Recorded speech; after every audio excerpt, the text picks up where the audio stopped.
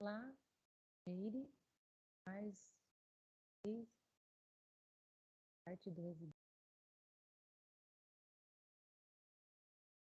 injetora, injetora. Ok?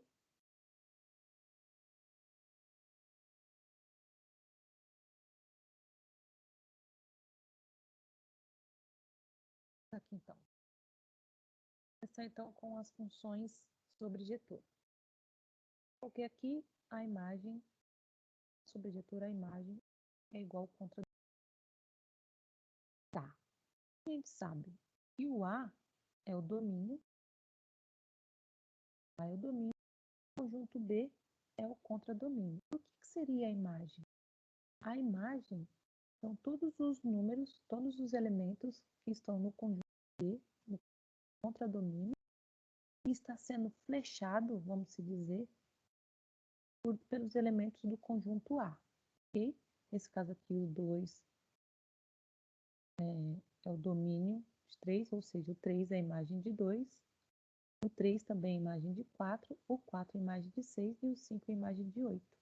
Então, quem que é a imagem? A imagem são todos esses que estão sendo, é o 3, 4, 5, que é a imagem do domínio.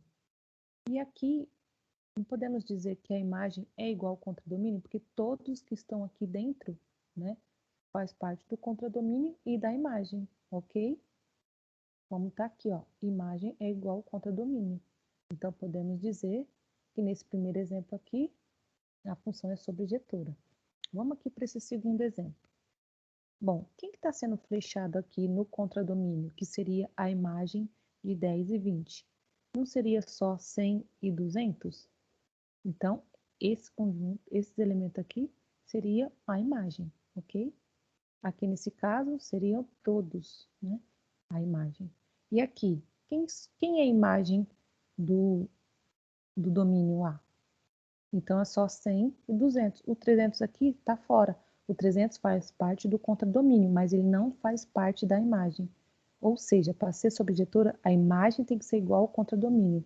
Por causa desse 300 só fazer parte do contradomínio, então, aqui, o exemplo 2 não é uma função sobrejetora, ok? Por causa do 300 aqui, porque ele não é imagem de ninguém, ok? Vamos aqui para a função injetora. O que seria a função injetora? Bom, de uma forma, né, a definição, se A é diferente de B, então o F de A tem que ser diferente de F de B. Vamos fazer aqui o primeiro exemplo. Aqui. Exemplo 1. Aqui a gente tem o conjunto A, com os elementos 3, 6 e 9, e o conjunto B, 5, 8, 11 e 13. Aqui é o contradomínio, ok? E quem que é a imagem aqui? A imagem de 5 é o 3, a imagem do 8 é o 9, né? E a imagem aqui do 11, e a imagem do 6 é o 11, desculpa. A imagem do 9 é o 8, a imagem do 3 é o 5, ok? E o que está falando aqui? Se A é diferente de B, então a F de A é diferente de B. O que isso significa? Que todos os elementos do conjunto A tem que ter exclusivamente apenas um elemento sendo flechado na imagem, ok? Seria um parzinho perfeito. Ou seja, aqui, ó, o 3 ele só tem a imagem do 5, o 6 ele só tem a imagem do 11 e o 9 ele só tem a imagem do 8. São os parzinhos perfeitos. São exclusivos um do outro. Apenas a imagem está sendo flechada apenas uma vez. Então, isso daqui sim é uma função injetora. Agora vamos para esse segundo exemplo aqui. Bom, o que está acontecendo aqui? O 4 e o 5, eles têm a imagem igual ao número 0. Então, aqui, por causa do 0, isso daqui não é uma função injetora, porque o 0 é a imagem de dois elementos. E lembra que eu falei? Na injetora tem que ser exclusivo, né? É um para um, tem que ser os parzinhos perfeitos. Vamos supor aqui, ó, como está dizendo ali a definição, que esse 4 seja o A. E esse 5 seja o B. Então, A diferente de B. Ok? Porém, vamos dizer que aqui, né? Então, aqui, esse daqui, o 0 é o F de A, mas também ele é o F de B. E como está dizendo aqui, eles têm que ser diferentes. E nesse caso aqui, o F de A é igual ao F de B. Então, nesse segundo exemplo, não é função injetora, tá bom? Vamos aqui para a função bijetora. O que seria a função bijetora? É quando a função ela é sobrejetora e injetora ao mesmo tempo. Vamos verificar isso? Bom, a injetora como que é? Cada um tem que ter o seu parzinho perfeito. E temos isso aqui, né? O 1 só tem o 4, só está flechando 4. O 2 só está flechando 5. E o 3 só está flechando 6. Ok, é uma injetora, parzinho perfeito. Cada um com o seu. E sobrejetora? É quando a imagem é igual ao contradomínio. Aqui é a imagem do contradomínio. Quem é a imagem daqui? 4, 5 e 6. Essa é a imagem. É igual ao contradomínio? Sim, é igual ao contradomínio, porque são todos eles. Então, podemos dizer que isso daqui, esse exemplo, é uma função bijetora, porque ela é sobrejetora e injetora ao mesmo tempo, ok? Vamos fazer um exercício.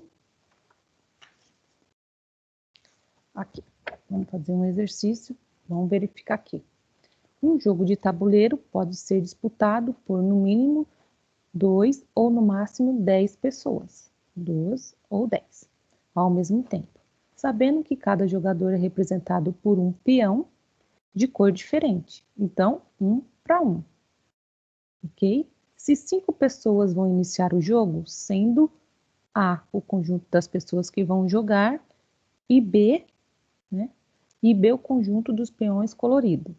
E nessa função A para B, a função que associa cada jogador ao seu peão. Pode-se dizer que F é injetora ou sobrejetora? E se o jogo for disputado pelo número máximo de participantes, como podemos classificar essa função? Bom, vamos aqui, né, essa primeira aqui. Pode-se dizer que F é injetora ou sobrejetora? Vamos lá. Quem que é o conjunto, os elementos do conjunto A? Vamos dizer aqui, então. Como que a gente sabe? Aqui ele falou, ó, são 5 pessoas que vão iniciar, sendo A o conjunto das pessoas que vão jogar. Então, vamos dizer aqui. Então, tem 1, 2, né? 3, 4 e 5. Esse daqui é os elementos do conjunto A. E quem são o conjunto B? Conjunto B, conjunto dos peões coloridos. E são quantos peões coloridos que a gente tem? 10, ok? Então, vamos por aqui. Por aqui seguido. Né? 1, 2, 3, 4, 5, 6, 7, 8, 9, 10. Esse daqui é o conjunto B, dos peões. E aí ele está falando, né, que cada jogador, sabendo que cada jogador é representado por um peão de cor diferente. Então, vamos se dizer, é um jogador para cada peão. Ok? Não precisa obrigatoriamente ser nessa sequência, bastando que cada jogador tenha um peão. Ou seja, é 1 para 1, parzinho perfeito. Então, nesse primeiro exemplo, podemos dizer que ela é injetora, ok? E aqui, se o jogo for disputado pelo número máximo de participantes, como podemos classificar? Daí o que a gente tem que fazer? Aqui foram só 5 jogadores. E se for, né, vamos juntar aqui,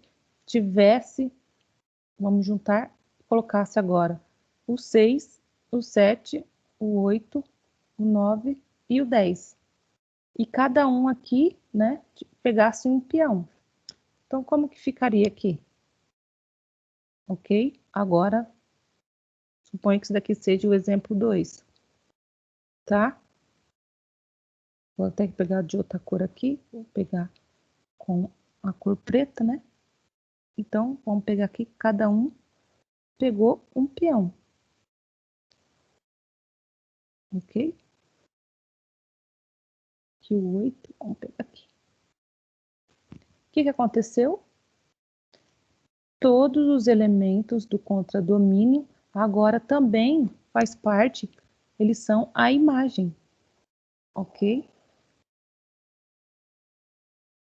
A imagem é igual ao contradomínio.